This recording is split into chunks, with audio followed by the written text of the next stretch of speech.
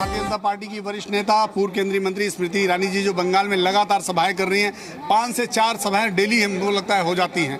और सबसे बड़ी चर्चा है आपकी फर्राटेदार बंगाली, और कहते हैं भारतीय जनता पार्टी के लिए वो गेम चेंजर साबित हो रहा है। भारतीय जनता पार्टी के लिए प्रधानमंत्री मोदी का विजन, अमित भाई का जो एक लगन से काम करने का सलीका है वो, और हमारे कर्मठ कार्यकर्ता क्षेत्र के, प्रदेश के, उसके चलते हम इतनी बड़ी परिवर्तन की यात्रा को देख पा रहे हैं पश्चिम बंगाल में।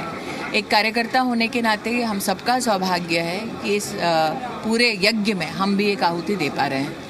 स्मृति जी, आप लोगों को कनेक्ट करती हैं अपनी भाषा से, अपनी बातचीत से, अपने कैंपेन के तरीके से, लेकिन लोकसभा चुनाव में सीटें कम आई और लोगों के पास यही दिमाग में चल रहा है कि जब लोकसभा में प्रधानमंत्री नरेंद्र मोदी के नाम पे चुनाव चल रहा था, उनका चेहरा सामने था, जब तब सीटें कम आई हैं, तो अब विधानसभा में कैसे भारतीय जनता पार्टी उम्मीद करती है कि सरकार बनेगी? 1980 में किसी ने सोचा नहीं था कि एक दिन त्रिपुरा में वामपंथ की सरकार जाएगी और बीजेपी की सरकार आएगी। जब बीजेपी का उपहास उड़ाया जाता था कि इनके पास मात्र 2 सांसद हैं, तब किसी ने कल्पना नहीं की थी कि तीसरी बार नरेंद्र मोदी चुनकर प्रधानमंत्री देश के बनेंगे।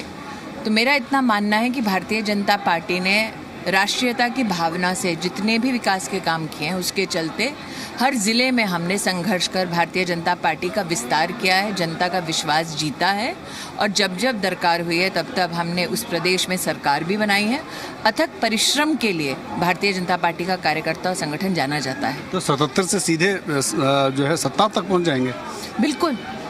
और आप शायद स्तब्ध हैं इस बात से कि भारतीय जनता पार्टी एक बहुत ही प्रयत्नशील ऑपोजिशन के रूप में उभरी और अब सीधी टक्कर टीएमसी और बीजेपी के बीच में है इस असेंबली इलेक्शन में। आपको कहीं पर भी वामपंथ या कांग्रेस नज़र आती है? बिल्कुल नहीं। ये अपने आप में एक बहुत बड़ी उपलब्धि है।